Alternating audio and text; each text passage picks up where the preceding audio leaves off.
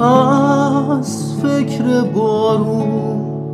اومدم بیرون، چون دیگه بارونی نمی پوشم، حتی اگه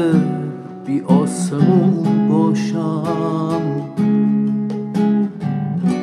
جنگیده باشم، نیمه جون باشم، حتی اگه تو آسمون باشی، تنها غمم تو کهکشون باشی. از فکر بارون اومدم بیرون،